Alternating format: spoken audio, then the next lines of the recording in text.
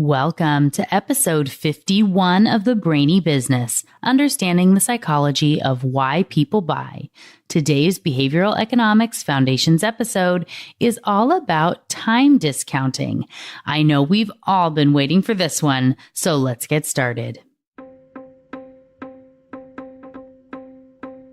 You are listening to the Brainy Business Podcast, where we dig into the psychology of why people buy and help you incorporate behavioral economics into your business, making it more brain-friendly. Now here's your host, Melina Palmer. Hello, everyone. My name is Melina Palmer, and I want to welcome you to the Brainy Business Podcast. I hope you enjoyed the last 3 episodes in our series on all the biases, where I told you about memory biases, our biases toward the future, and how that impacts our decisions today, and how our selective attention and focus can color our decisions. Today, after what feels like a very long hiatus with all sorts of fun episodes, we're getting back to our Behavioral Economics Foundations episodes to discuss time discounting, to which I say, finally! I'm so excited to be doing this episode. For those of you who've been listening for a while, you know this is one of my favorite concepts. I've been teasing its dedicated episode for 50 weeks now, and here we finally are. One of the main reasons I waited is because I did a research project which centered around the concept and helping people to save money, which has a white paper coming out soon through the Filene Research Institute, hopefully this summer. I had waited to time the episodes to come out together, discussing time discounting and the other concepts in the research study together or in close succession before the episode dedicated to the study and its findings. But its release is delayed and I couldn't wait any longer, which is a lot to do with the topic at hand, but I'll get into that deeper in the episode. Also, this is the basis behind the future versus present biases, which I talked about 2 weeks ago in episode 49, and it just seems silly to not do this now, so here we are.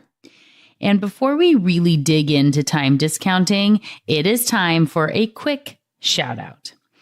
I know those who don't listen via Apple or iTunes often feel underappreciated. So today, I want to give a shout out to all the Stitcher listeners out there. I see you. You matter to me, and I appreciate you. Liz Broad left a 5-star review via Stitcher titled, "A Must-Have Podcast for Small Businesses." Her review reads, "I'm only on episode 11 of this podcast, but already it's making me think in different ways about how I interact with customers. This is an amazingly well done podcast, and it's very fun to listen to.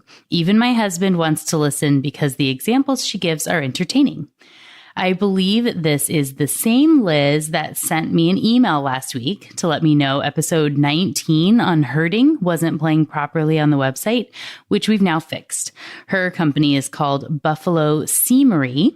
She makes adorable hats, swaddles, leggings, socks, bow ties, and more, which you can see on her Instagram, which I have, of course, linked to in the show notes. In that email, she had a PS, which is quite possibly one of my favorite comments ever. She said, "You've also ruined cookies at bakeries for me, haha. I was at one yesterday and I'm thinking, ugh, stop priming everyone. Haha, I did buy some donuts though. Relativity?" I love all the references to topics of episodes, and when listeners get all the concepts and how they start to work together, it's awesome. So, Liz, thank you for listening, for your 5-star review, and for letting me know about the little website glitch. Also, for applying what you're learning. She also let me know about some of her successes applying the concepts in her business, which is so exciting. If you have a story, please leave it in a review, connect on social media, where you can find me as The Brainy Biz, or send an email to melina@thebrainybusiness.com. You might find yourself featured like Liz in a future shout out or tweet of the week. And if you listened last week, you know that I'm currently testing out a new feature on the website through a system called SpeakPipe. On any page of the website, if you go to thebrainybusiness.com, you will see a little kind of a pink button with a little microphone on it that says Submit Audio Review on the right-hand side of the page. So on any page of the website, you can just click Submit Audio Review and leave a little audio comment. I'm collecting those now for the 1-year anniversary episode, which I'm very excited about, and potentially we'll be keeping that over time. So if you have thoughts about favorite episodes or different things that you've learned or ways you've used the concepts from the podcast, I would love to have that feedback in that audio format and potentially be able to use it on the anniversary episode and possibly after the fact as well. So again, just visit thebrainybusiness.com and you can click on that button on the right-hand side of any page to leave an audio review. All right. So I did mention the show notes a couple times there and want you to know those can be found within the app you're listening to, or by visiting thebrainybusiness.com/51. You'll find links to many past episodes and articles that I'm referencing throughout this episode, as well as links to those who get shout outs and your freebie worksheet. It's been several weeks since we had a freebie, but because this is a Foundations episode, you know it gets one. You can get your worksheet at thebrainybusiness.com/51. Or if you're already a member of the Brainy Business email list, you can get this or any freebie on the super secret subscribers page of the website. There's a link in the email you get from me every Friday. If you're not yet on the list and would like to be, simply sign up for this or any other freebie and you'll be automatically added. And for those of you in the States, you can sign up easily by texting the word Brainy, BRAINY, to 345-345. You'll be added to the list and get a free copy of my ebook as a thank you. All right, let's get into time discounting. So, what is time discounting and why do I love this concept so much? Well, I've alluded a few times to the general idea and why I call this the I'll start Monday effect. But for any of you who've not heard me mention it before, I'm going to start at the beginning. Have you ever said you would start your diet or exercise plan or quit smoking or be more organized or whatever it is on Monday? Magical Monday. You may even go through and plan out a whole month of your new exercise plan in advance, picking classes you'll go to or routes you'll run. Not saying I've done this about 1,000,000 times, but then as Sunday evening draws to a close, your willpower is feeling as strong as it could possibly be. You lay out your gym clothes, you set your alarm for 5 a.m. and slip into bed, eagerly awaiting the new you. In what feels like mere minutes, you're jarred from your slumber by that obnoxious beeping noise. 5 o'clock already? Your foggy brain wonders. And your thoughts are filled with, oh man, I obviously didn't sleep as well last night if I'm this groggy. And is that a hint of a sore throat? Maybe today isn't the best day to start exercising after all. I mean, I want to be safe while I'm out there. It looks like it might be raining. If I let myself sleep in now, I'll definitely get up tomorrow and run. And that will be day one, a great day one. Yeah, that's a better idea. Before you know it, you're all snuggled back under your comfy blanket and back in dreamland. And of course, things don't look any better when you wake up Tuesday morning. So what happened? Why do you feel like a completely different person when the alarm goes off than the person who set the alarm the night before? Because in many cases, you are. Let me explain. When we think about ourselves, a certain part of the brain lights up, and it does this differently when we're thinking about ourselves versus thinking about someone else. For any of the students listening and supplementing their learning, as I know there are many of you, this is the ventromedial prefrontal cortex, or VMPFC. So when I'm thinking and talking about myself, the brain will light up more actively than if I'm thinking or talking about my husband, Aaron, let's say. If I said, I'm running, it will light up more than if I said, Aaron is running. But for most of us, and especially for particularly impatient people, when we talk about our future self, the brain lights up as if it is talking about a completely different person. So on Sunday night, when I'm committing future Melina to get up at 5 a.m. and run, my brain finds that really easy to do because I'm thinking and talking about someone else as far as it's concerned. But who wakes up when the alarm goes off? That's right, me, present Melina. And my brain thinks, wait, you mean I have to do that stuff? I bet I'll be ready tomorrow. But again, that's recommitting future Melina, who I'm guessing is super awesome. She has a 6-pack and eats only healthy food and climbs mountains. So you can see the problem of time discounting and how it impacts us all every single day. As you know from the episode on past versus future biases from 2 weeks ago, we have a hard time judging the difference between what we want today and what's best for us tomorrow. And we tend to value benefits closer to the present day or time as bigger than those in the future. Even though we know we want to eat healthy, people don't always make the right decision in the moment. For example, as I mentioned in episode 49, when planning meals for the coming week, 74% of people chose fruit. When the food was for the current day, 70% chose chocolate. This combines with status quo bias. People like things the way they are and don't want to put in effort to change. And it keeps them from saving money, signing up for retirement plans, and all sorts of other stuff. If you've ever heard about the experiment where a child was given a marshmallow and told they could either eat the marshmallow now or wait a minute or however long to have 2 marshmallows, that's essentially testing this concept in action. And while there are some people who are more likely to be impacted by impatience than others, those who live in the moment and don't consider the consequences and want all their benefits now, for the most part, we aren't either exclusively good at this or bad at it. It's more like we're great at this in some situations, but terrible in others. Someone could be great at saving money and terrible at going to the gym.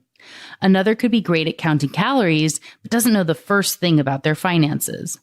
When looking at this from your business perspective and in understanding more about yourself, which we'll talk about both later on in the episode, try to think about the concept in general and how it could apply to you, your peers, and current or potential customers.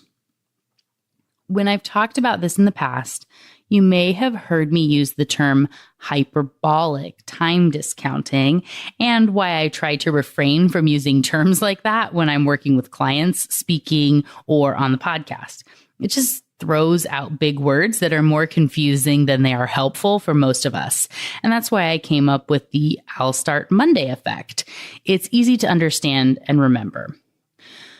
But the term hyperbolic time discounting shows us that the way we discount is not consistent over time, and studies have found it does not occur at a rate that is either constant or linear. To show you how we would test something like this, I'm going to ask you a couple of questions, okay? First, would you rather receive $100 today or $120 1 month from today? Got your answer? Okay, next question. Would you rather receive $100 a year from today or $120 a year and 1 month from today? If you're like most people, you're happier to wait the extra month for the bigger reward when it's all further out in the future. So you are more likely to choose $100 today over getting $120 in a month, but you are more likely to choose the $120 in 13 months over $100 in 12 months. Why? The amounts are the same, and the time distances between the amounts are the same of 1 month. So why does your preference change? It's sort of like if you already have to wait a while, you might as well wait a little longer. But if the difference is between basically now and waiting a while, our brain sort of shuts off the logic it would need to realize the benefit of waiting. In a logical world, we would ask, what percentage would my $100 now earn for me over the next month? And how does that compare to the 20% growth it would see if I were to be patient? What would I buy today with that $100 that would generate more than an extra $20 in value? And how would I feel if this was all taking place a year from now? Unfortunately, our lazy brains, which is the topic of an upcoming episode on biases, don't take the time to do all this logical thinking, and the subconscious wins out with its present-focused mentality. I'm guessing that at this point, you can see at least one time that you've been a victim to time discounting, be it with a diet, exercise, money saving, marshmallow treats, whatever. If not, take a minute to pause here and think of some of the ways this has impacted you, because I guarantee it's come up at least once or 100 times. This happens to everyone. And that's the first thing to learn about time discounting. You shouldn't feel bad about having given in to these sorts of temptations and your brain's future bias in the past. All humans are made this way. It's part of our genetic wiring. If you've found it hard to change behaviors in the past, it's because it truly is hard. It goes against our nature in many ways. But that doesn't mean it can't be done or that you can't make changes in the future, even if you've struggled in the past. And while I'm not going to dig into it too deep here, if you've not yet listened to episodes 21 and 22 on habits, I would definitely recommend you revisit those after this one. There are links in the show notes for you, but again, those are episodes 21 and 22. Like I said, I do have good news for you, though. Just because it's hardwired in our brains to think this way doesn't mean you can't change your behavior. On the contrary, understanding how this concept works and how it's genetically conditioned in your brain allows you to set up a sort of brain hack so you can work with your brain to change and accomplish your goals. And yes, there are several studies that have started to prove this. And you can also use this in working with your customers' brains' natural tendencies to help them to make better choices and to work more with your own business. I went into detail on this coming piece in episode 20 on defaults and in the series on choice architecture and nudges. But when left to their own devices, most people will stick with the status quo, even if it's not in their best interest. Inertia is real and it's very powerful, and the motivation to do something, anything, is often not enough to overcome the present brain's desire to not tackle big tasks or projects or change things too much. For example, everyone should put enough money into retirement to be able to sustain them when they stop working someday. Everyone would likely agree that they would like to finish working eventually and be able to enjoy a retirement where they can live better than they did as a poor college student. But does everyone put enough money away? Of course not. One big influencer of this is time discounting, along with that power of defaults. One study found that 86% of people who said they were planning to change their retirement allocations in the next few months had done nothing 4 months later. One reason is because their future self is too disconnected from their present decision-making. Let's say you're on the executive team or working in an HR department at a company, and you know 86% of your employees have said they want to contribute more and that they intend to make a change, but most of them have not taken the action. Do you think they would appreciate a thoughtful structure to help them take the action and not lose out on contributions anymore? Yeah, they probably would. If a client came to me with this problem, the first thing I would do is recommend we dig into the current plans. What are they offering? How do they present it to employees? When do they receive this information? What are the options? How difficult is it? And things like that. Then I would remind them that just because a plan has always been set up a certain way, the way they opt in or whatever it is, doesn't mean it's the right way or that it has to stay that way. Yes, I know there are regulations and laws in some cases that only allow for changes at certain times of the year, like for health insurance, but we're speaking in generics here, and that would definitely be part of the conversation with the client before implementation. Most companies do something like this. In your new hire welcome packet, you're told you have access to a retirement plan, and if there's a match or something, and you're told about it along with about a million other new things you're learning at once. Revisit episode 32 on the overwhelmed brain to understand why this is a terrible time to expect people to make good choices. So you give them all the info and leave them to make their choice. I mean, they're adults, right? They got the job, so they can handle this task. Maybe you give them a reminder after 30 days or throw this into a mandatory annual training where people have to re-opt into all sorts of stuff, but that's about it. Just because that's the way most companies do it, does that mean it's how your company has to do it? Of course not. And we've talked about that in the episode on herding. One other question to consider when thinking about the power of time discounting is opting in versus opting out. Forcing people to choose more often and consciously think of what they're doing does not always encourage them to make better decisions. And often it encourages them to make worse decisions. Remember in the past versus future biases episode, I talked about the hot-cold empathy gap.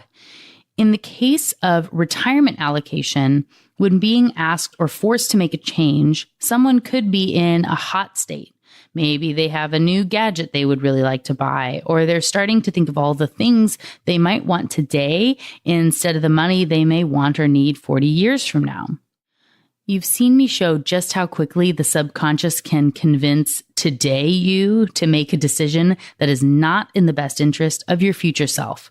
So more frequent choices are not better in this case. What if instead you gave people the ability to opt into a program where every year when they get a raise, a portion of that raise will be automatically put toward retirement? The default is they will be increasing their contribution unless they choose to do otherwise. Richard Thaler, the Nobel laureate, did a study called Save More Tomorrow in 2001, which did exactly that. Have people agree when they're in a cold state to commit some of their future earnings to retirement. This is an easy commitment for the brain to make because it's so far in the future.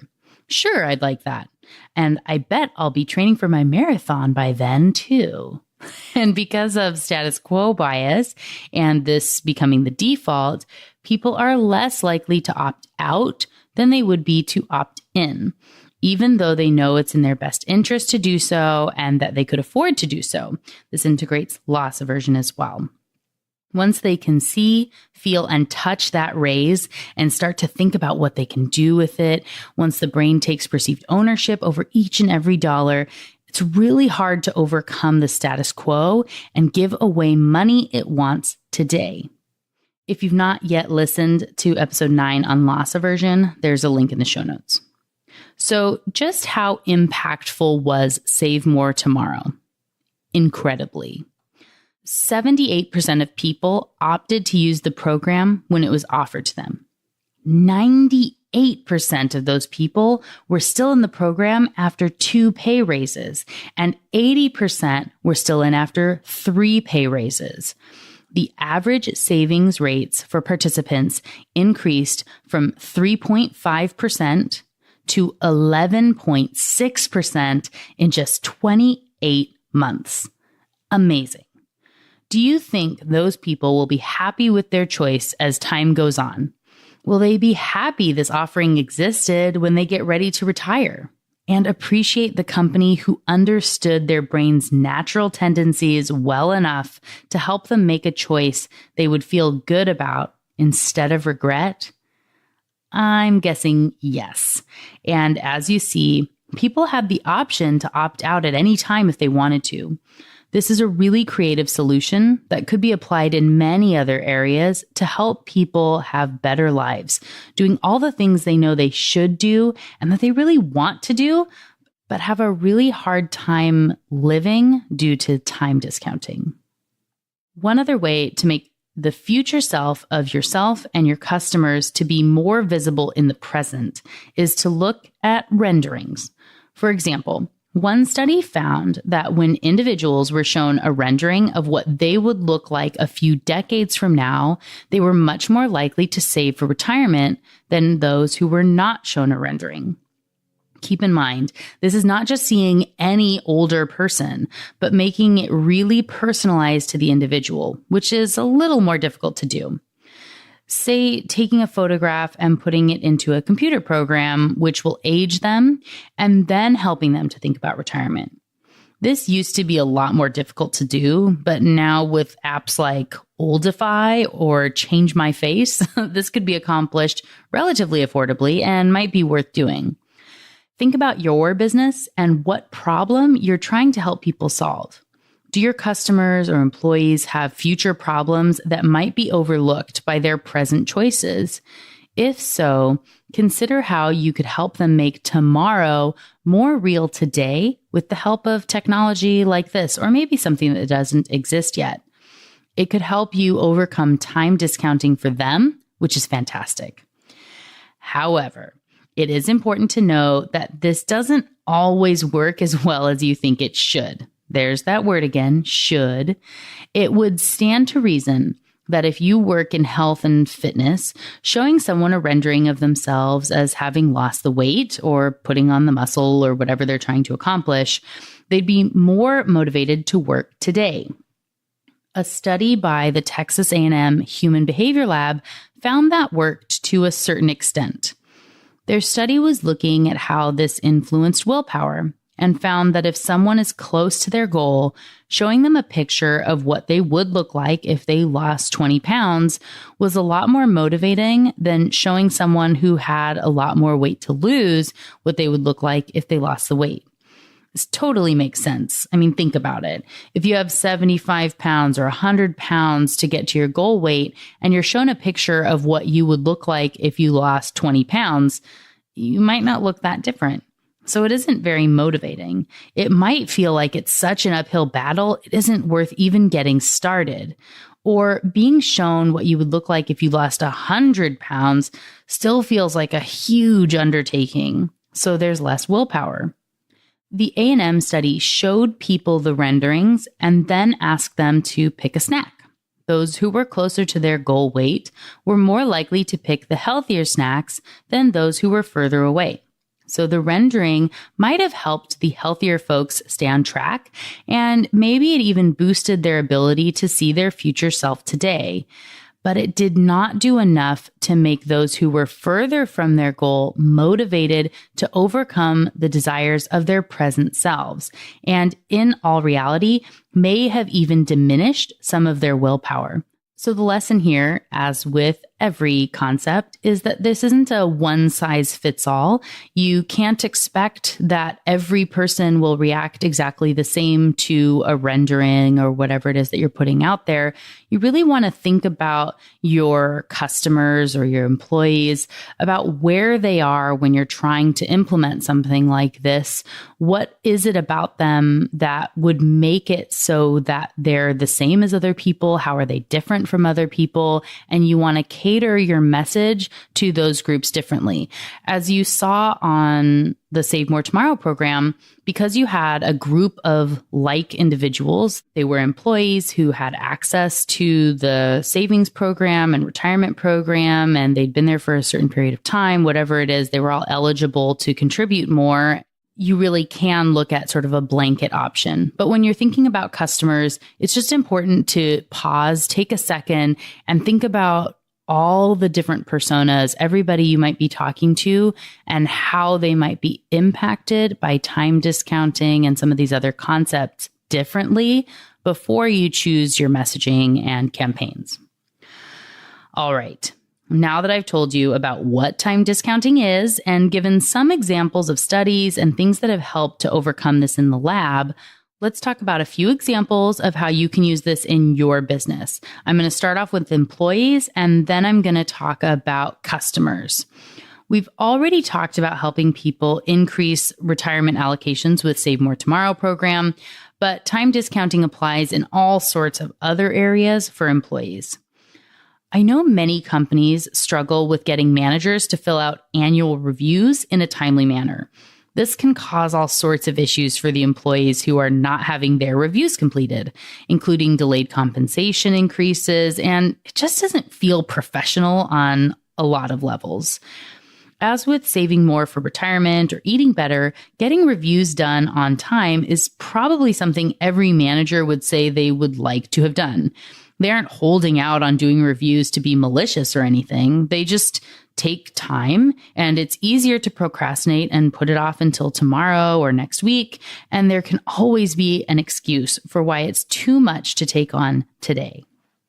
So what can you do to help combat the time discounting? The first thing to note is that the negative impact isn't really hitting the manager in most cases. There's no detriment if they do not complete on time, and there's no benefit if they do. So it's easy to put off.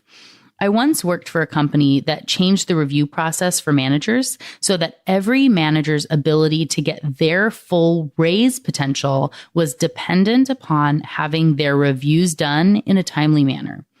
Say if you didn't have all your reviews done on or before their due date and turned into HR and all that, you would automatically lose a portion of your potential raise.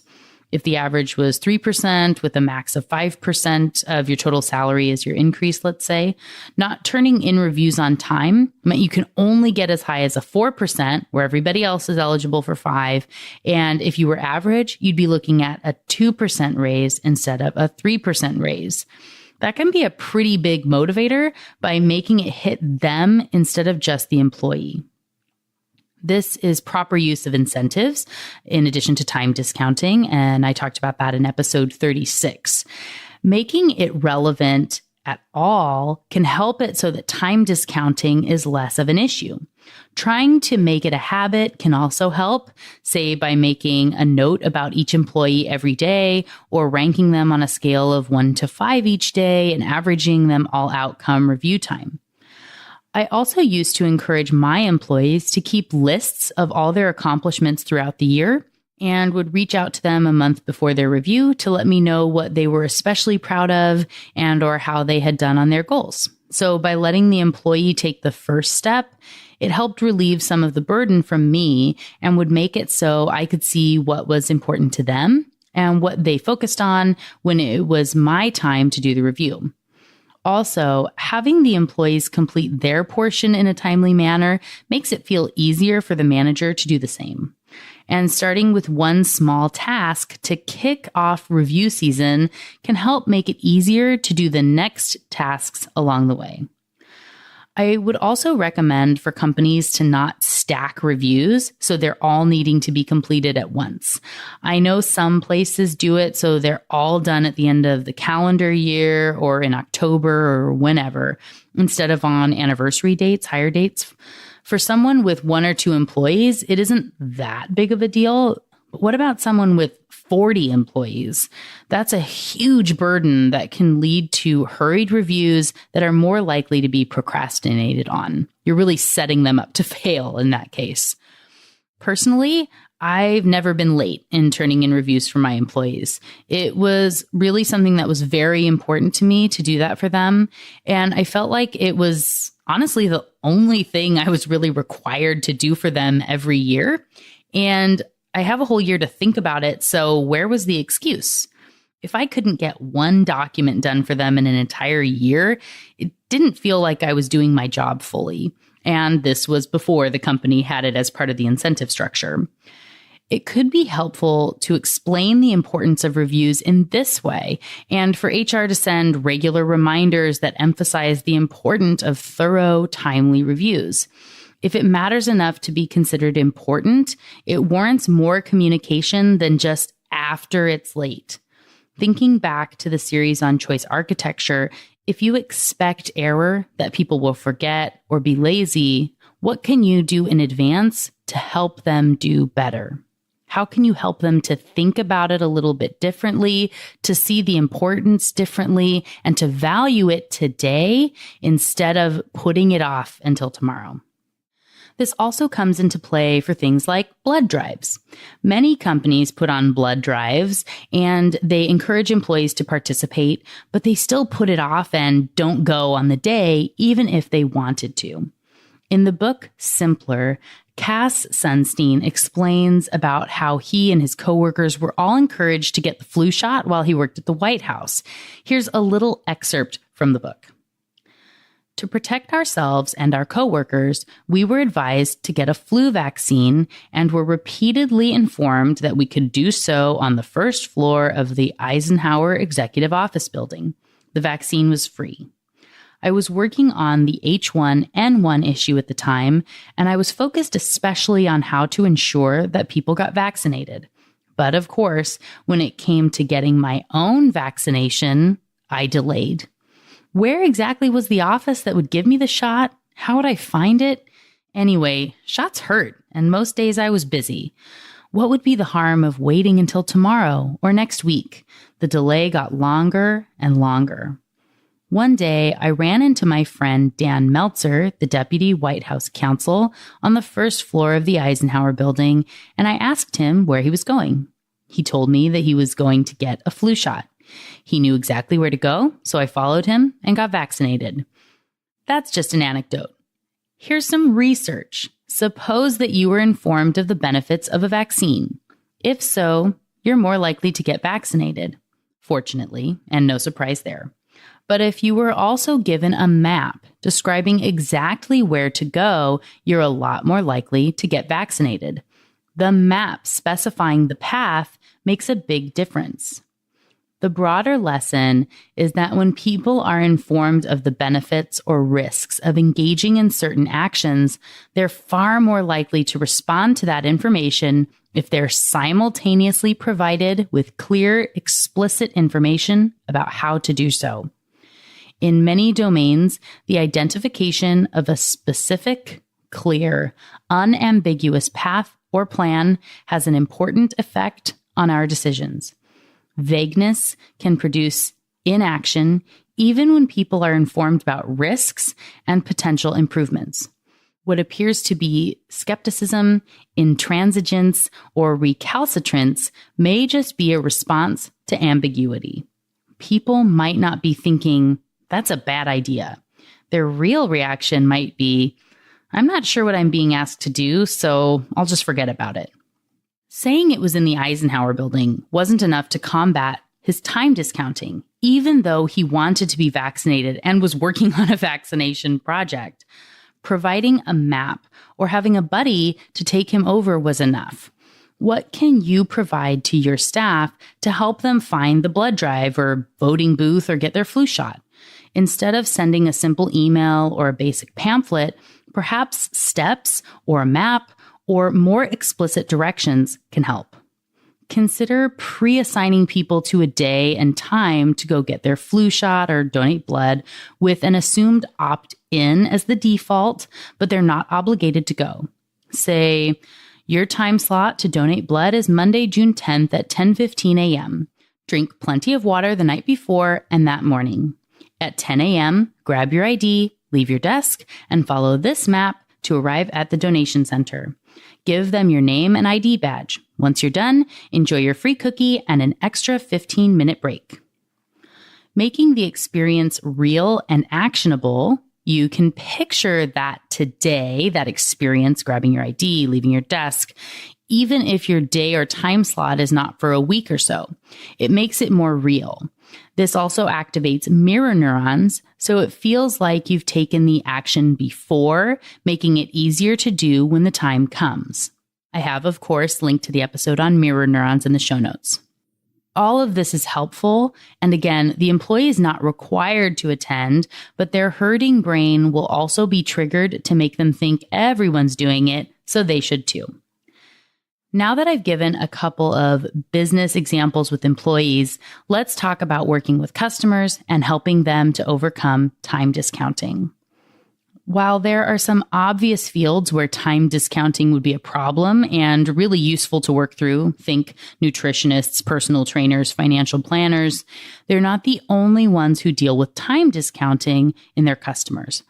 Every customer who is not signed up for a recurring plan with you of some kind is having to take on some sort of action and give up their precious money to do business with you. Meaning you're triggering loss aversion and status quo bias, so people will be likely to procrastinate before making a purchase in many cases. I want to revisit an example from the loss aversion episode, which is applicable for many businesses. Buying a wedding dress is something a lot of people delay making decisions on for a long time. They want to try on a lot of dresses, as many as possible, weigh their options, and they can get stuck in analysis paralysis, putting way too much pressure on themselves to have the day be perfect. When I was shopping for my wedding dress, the store had a policy that if I bought my dress at the first appointment before leaving the store, I would get a 10% discount, which is significant savings. I had found a dress I really loved, and without that nudge, I would have likely become victim to time discounting, thinking I can wait and see and make the decision tomorrow or next week when I have more information, maybe try on some more dresses. I mean, this is just one store and this is the most important day of my life. Blah. Instead, I chose to buy then, because I really loved the dress, and I was so thankful after the fact that this decision was done, just one thing to check off the list. This policy wouldn't have made me buy a dress I hated. 10% off of an ugly or unflattering dress would not make me want to buy it. But for those who are waffling and wanting to put the decision off until another day when I think I might be more capable or prepared to make the choice, it can be really helpful, and it saves the company money on follow-ups. It's just a really good all the way around. If you have people delaying to buy for whatever reason, think about why they're putting off the decision. This is more likely to apply to big purchases, homes, cars, furniture, and things like that, but the concept applies for all sorts of items. If people are putting off purchasing and wanting to wait until later, first consider if you're overwhelming them. There's a link to episode 32 on the overwhelmed brain in the show notes, which will show you just how easy that is to do. Do what you can to make the choice as simple as possible, and then look at how you can use the present bias of time discounting to your advantage to encourage the purchase today. Remember, the brain wants the benefit now, so make it as easy as possible for them to say yes today, especially when they're already on the fence. When they delay, they might never come back, even if they really want the item. The next example is a little taste of what I did in my research project with the credit union in Oregon, where we tested to see if we could get people to save more without matching funds by overcoming time discounting. The language in the letter that encouraged these members to save referenced their future self, and the group with the behavioral economics nudges was given a refrigerator magnet to help them track their savings progress. It was round and divided into wedges like a pizza, with one for each week of the savings challenge. Participants could scratch a box at the edge of each wedge when they saved. It had lottery scratch card material on it to help bring a physical representation to the savings. And the constant reminder of the savings goal by having it on a refrigerator magnet meant it was much more real each day, instead of being shoved in a drawer in the back of their mind somewhere. This simple tactic of a refrigerator magnet to help with tracking made it so they were constantly reminded of saving, and it was more in their present thoughts. Remember, as you've heard me say, the subconscious brain is processing 11 million bits of information per second, filtering through all that. So constantly being reminded, even if it's not hitting your conscious brain, constant reminders of saving is keeping it on your brain. What could you do to put the task you're wanting your consumers to take to be more front and center? If they're likely to put off their future and make a bad decision today, when did they do that? What would prompt them to go off the rails and abandon the benefits of their future self for their present benefit? If you know when those errors might occur, you can put in notifications, emails, motivational texts, whatever, to help them know they still have an ally and that they're on the right track. And how can you be constantly on their mind, reminding them of what they want to do to be better? Maybe it's a refrigerator magnet, or maybe it's some other visual cue. What could you use? Go to thebrainybusiness.com/51 to take notes on your special freebie worksheet. There will, of course, be more on my study in a future episode after the white paper goes live. One last suggestion before wrapping up this episode. I could go on and on for days, but I'm just going to do one more. One thing many of us do is set far too many goals for ourselves. Due to our optimism bias, we think we can do a lot more than we really can. And one reason we have an optimism bias is because of time discounting.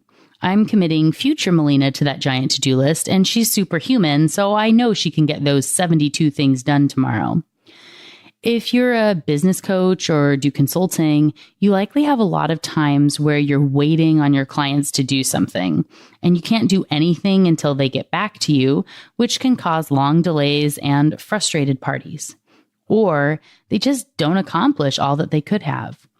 When given a long list of tasks, it's easier to put them all off and say something like, "Oh, I'm never going to get all this done. I'll just wait and start them all tomorrow when I'm fresh." And having too many goals or tasks means you're more likely to be treading water than making real progress. Let's say you're a business coach or consultant and you have weekly calls with your clients. On each call, you ask them what they will have accomplished before the next call. They may rattle off a list of 5 things they absolutely have to get done by next week, but then next week rolls around and they haven't gotten any done. Or maybe they did one because their time discounting ran rampant. You didn't tell them to set 5 things. They just did for whatever reason. They felt like they had to list a lot to feel like they were going to be accomplished. But what if they only had one top priority that they had to get done? If it was just one thing and they had a week, they would probably be more likely to do it. And they could put up a visual reminder of this is the one thing I have to do. That visual representation could be enough to help some people accomplish their tasks. But let's talk about how we could maybe incorporate loss aversion. And I have talked about this example before to help them overcome the time discounting and make it so they're definitely not going to put off their tasks. If you were to tell your clients that each week that they keep their commitment and do what they said they would, you're going to put $20 in a jar on your desk with their name on it. At the end of the year or project or whatever, they get to keep all the money in the jar. But if they ever miss, you'll completely empty the jar and they have to start from zero. Do you think they'll be more motivated to set more realistic goals and keep them, to think about their present self, what they will actually have time to do next week, how they're going to be working on this? Oh, am I going to be gone then? I guess I really only have 30 minutes to work on this task, so it should be something really small. A big reason this works is because it makes those future consequences of missing their deadlines or not upholding what they said they were going to do, it makes them more tangible today and helps them make a better choice, tying back those pain points to something they can relate to. If you want more details on that example, you can check out the episode on loss aversion, which is linked in the show notes. As you can see, the concepts are always interrelated throughout behavioral economics. I've referenced to quite a few of them and linked to them in the show notes, but know that it's not just time discounting. It's not a one and done. One thing I hope you found in this episode is that when you're looking for ways to apply the solution to time discounting, it doesn't have to be directly related to the thing that's causing the delay. In the case of the money jar and setting too many goals, cash might not have come to mind for many people at first blush, but it works. And in business, not hitting goals or making progress on an important project does cost money, so it's a useful tie-in. And with the refrigerator magnet, you can see it doesn't always have to be a significant monetary incentive. So try to be creative. You may have seen the internet aflutter recently when someone was trying to show the comparison of the amount of sugar in a bottle of soda being the same as eating 6 donuts. And they were trying to say, would you sit down and eat 6 donuts? And of course, the internet came back and said, absolutely, I would eat 6 donuts. And it sort of snowballed in this negative space. And what it actually caused people to realize or think or relate to was sort of this joke of, man, I'm not eating enough donuts, which is definitely not what that person was trying to do with his infographic and showing how many donuts, how much sugar there was in all these different drinks. This obviously did not work, and time discounting is at play when it comes to drinking soda. You may think that you want to stop and you're done, and then in the moment, your brain wants sugar, wants some sort of release, and so you go grab a soda. In the case of a study I've talked about on the show before, where they put up signs in the local sort of corner store where they had a lot of teens that were buying soda and sugary drinks when it wasn't very good for their health. And so they put up these signs that said that drinking a soda was equal to running for 50 minutes. That can help combat time discounting and make the consequence that your future self might feel real today. In the same thing that the donut example was trying to do, it was being too close to the issue at hand. You're consuming too many grams of sugar. Look at how much you would have to eat in donuts to make up the difference. And the shock factor actually backfired in that case because it was too close and it showed people something delicious that they could be eating and where they really would love to be able to eat 6 donuts in many cases. Most people don't like to run. It's pretty common. A lot of people would think, yuck, I don't want to do that. And it seems so easy to pick up and drink a soda. But when you relate it to, I would have to run for an hour almost to work this off, maybe I'll have a soda water instead. Maybe I'll just drink regular water instead. It helps you to relate that future consequence to today. So again, look at different ways that you might be able to do this. And if it's something that you're thinking, I don't really want to do that myself, that seems really complicated. I love working on this sort of project with my clients. As I said, it's probably my all-time favorite concept. It impacts us all in so many ways, and I know it's so frustrating for so many people, myself included. You may feel you should have been able to lose the weight or hit the goal or finally write that proposal or whatever it is, or help your customers to buy more from you, but you're blocked by your brain's bias toward the present. I want to help everyone realize their future dreams by taking the right actions today, which is why I've created the free worksheet for you to take notes on how you might use time discounting in your life and business. And because I know you might be likely to be victim to your own time discounting and download the worksheet with every intention of filling it out, but then get distracted and let it fall by the wayside because it's a lot to think about, a lot to go through, I'm going to encourage you to consider us working together on this. When you can properly combat time discounting for your clients, it means more of them will hire you, which is fantastic. This is a great opportunity to test out a project with me, and I would love to work with you. So if you felt the twinge, take 1 minute right now to go to thebrainybusiness.com and click on Work With Me. Pick a time for your free discovery call, and it will automatically place the meeting on both our calendars. Simple, easy, and a surefire way to overcome your own tendency for time discounting to help boost your business to be more brain-friendly. I can't wait to meet with you. Again, simply visit thebrainybusiness.com/workwithme and pick your time. And just like that, episode 51 on time discounting is done. Next week, on episode 52, we're wrapping up the series on all the biases, starting with Math is Hard. You won't want to miss it. Until then, thanks again for listening and learning with me, and remember to be thoughtful. Thank you for listening to the Brainy Business Podcast. Melina offers virtual strategy sessions, workshops, and other services to help businesses be more brain-friendly.